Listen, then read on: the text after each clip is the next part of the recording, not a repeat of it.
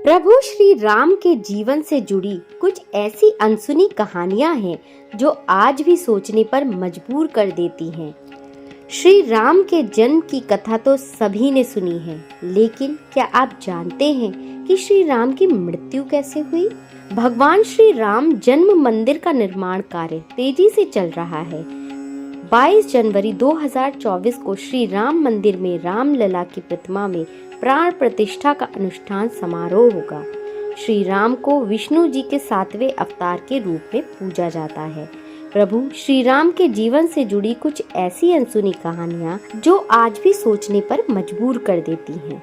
श्री राम के जन्म की कथा तो सभी ने सुनी हुई है, लेकिन क्या आप जानते हैं कि श्री राम की मृत्यु कैसे हुई?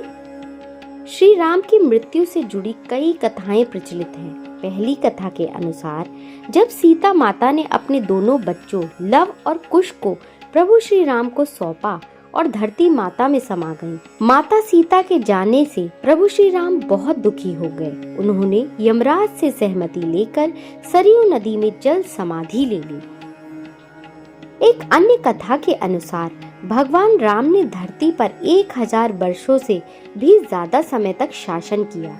पद्म पुराण के अनुसार भगवान राम जब अपना अवतार काल समाप्त करके एक ऋषि का रूप धारण करके आए, तब यमराज भी एक ऋषि के रूप में आए और उन्होंने राम जी से बात करने का आग्रह किया और ये शर्त रखी कि बात करते समय कोई भी बीच में ना आए।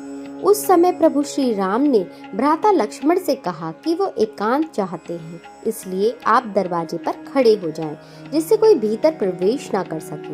इतनी देर में ऋषि दुर्वासा वहां आ गए और राम जी से मिलने का आग्रह करने लगे। लक्ष्मण जी के मना करने पर भी ऋषि नहीं माने और क्रोधित होकर बात करने लगे। लक्ष्मण जी दुर्वासा के क्रोध से बचने के लिए कमरे में प्रवेश कर गए, जहां श्री राम वार्तालाप कर रहे थे। यह देखकर श्री राम भी लक्ष्मण पर कुपित हुए और उन्हें मृत्यु दंड न देकर देश निकाला दे दिया। लक्ष्मण जी के लिए वह भी मृत्यु के समान ही था, इसलिए वह सरयू नदी में समा गए और शेषनाग का रूप धारण कर लिया। भाई की जल समाधि से आहत होकर श्री राम ने भी जल समाधि का निर्णय लिया।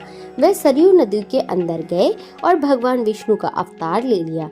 इस तरह श्री राम ने मानव शरीर त्याग दिया और वैकुंठ धाम चले गए।